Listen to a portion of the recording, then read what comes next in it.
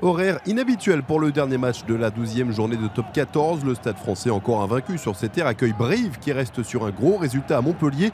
À l'heure de la messe ou de l'apéritif, les supporters ont répondu présent à Jean Bouin et peuvent profiter d'un début de match pied au plancher des Parisiens avec un premier essai de 70 mètres dès la 10e minute. Avec Dupuis, avec Naya Salémou qui va s'arracher, Naya Salémou qui va percer, qui va y aller comme un grand, le retour de Maffi, Naya Salémou en deux temps. La chevauchée fantastique une fois de plus du Fidjien Naya Salémou.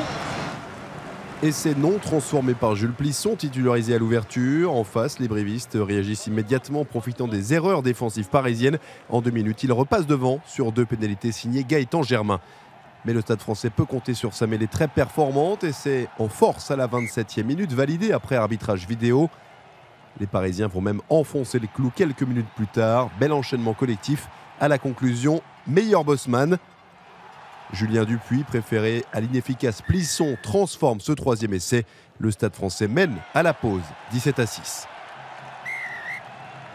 La deuxième période débute doucement avec une pénalité de chaque côté, mais peu à peu la pression briviste s'intensifie, les erreurs parisiennes se font plus nombreuses et logiquement le Stade Français se fait punir à la 74e minute par cet essai en force signé Assiège-Vili. Gaëtan Germain rate la transformation, mais pas la pénalité quelques instants plus tard. Le retour briviste est arrivé trop tard. Le Stade Français a bien résisté et s'impose 20-17 sans le point de bonus offensif. Un résultat qui lui permet tout de même de monter sur la 3e marche du podium de top 14.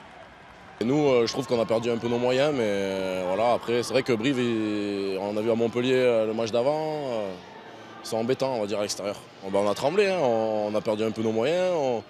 On voit qu'à la fin, on balbutie un peu notre rugby, donc on peut le perdre. Bon, après, ce qui est bien, c'est qu'on prend les 4 points, et ça, c'est vraiment important pour la suite. Aujourd'hui, on était venu aussi avec des intentions, voilà, voir comment le match allait se dérouler et peut-être essayer de l'emporter. On aurait peut-être pu le faire à la fin en choisissant la touche, mais bon, je pense que voilà, un point sûr, c'était mieux que peut-être les 4 points de la victoire, mais qu'on n'avait pas encore acquis. Donc aujourd'hui, on est satisfait, mais bon, on sait qu'on aurait peut-être pu faire quelque chose de mieux.